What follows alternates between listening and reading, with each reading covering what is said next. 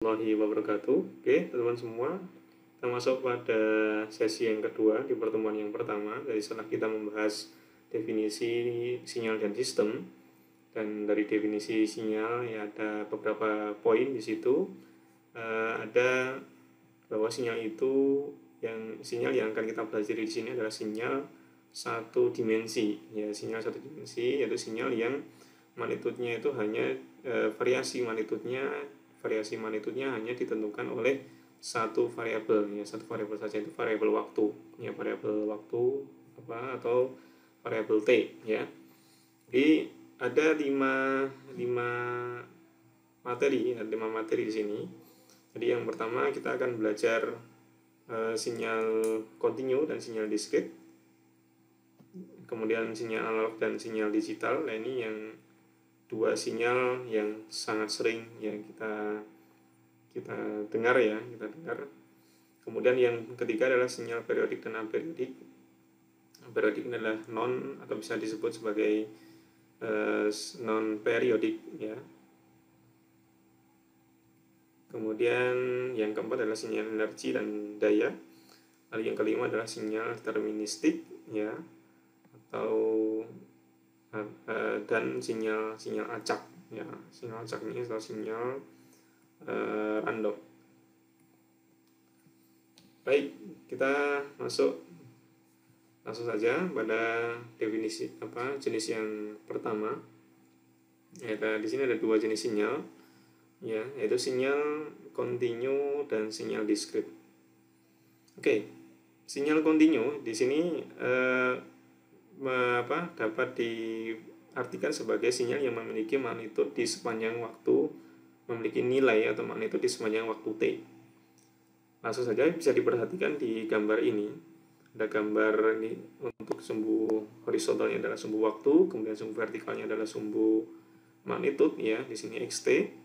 Maka sinyal kontinu ini jadi nilainya terdefinisi di seluruh atau di sepanjang waktu t, ya.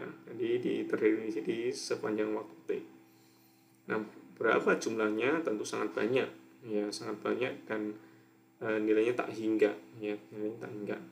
Nah, karena referensinya ini adalah waktu, ya, karena referensinya ini adalah waktu, ya, maka sinyal kontinu ini disebut juga sebagai sinyal waktu kontinu, ya, sinyal waktu kontinu atau continuous time, ya. Ini untuk sinyal kontinu. Kemudian untuk sinyal diskrit, ya,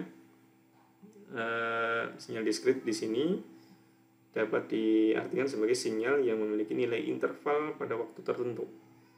Jadi bisa diperhatikan di sini ada interval waktu, ya.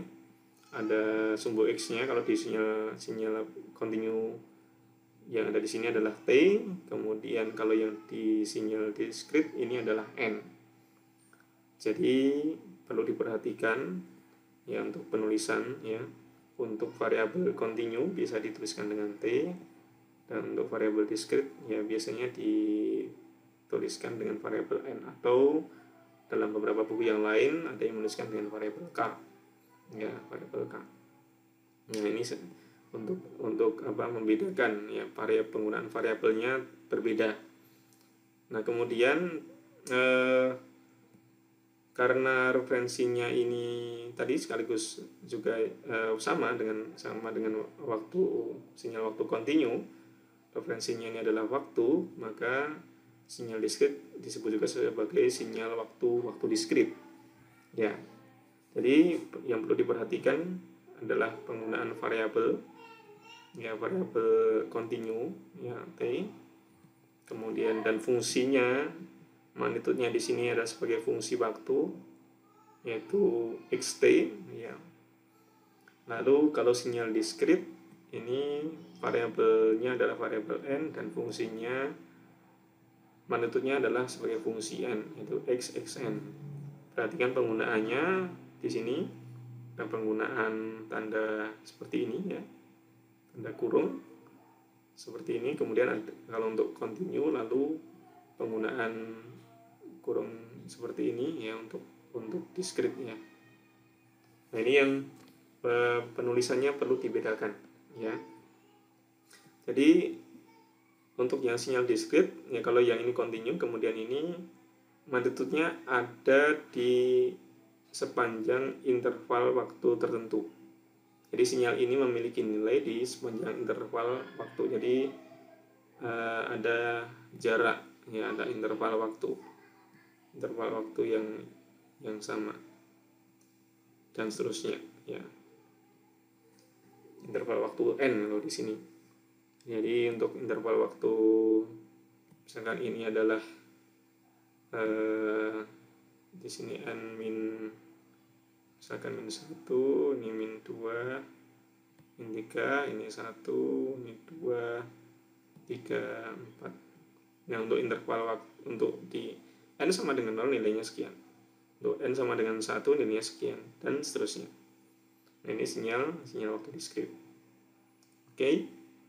Jadi sekali lagi yang perlu diperhatikan adalah penulisan variabelnya, variabel continue ya, kemudian variabel discrete, kemudian fungsinya juga. Dalam menuliskan fungsi ingat jangan sampai keliru ya, ketika discrete ya bisa dituliskan dalam bentuk menggunakan tanda kurung seperti ini. Untuk continue seperti ini.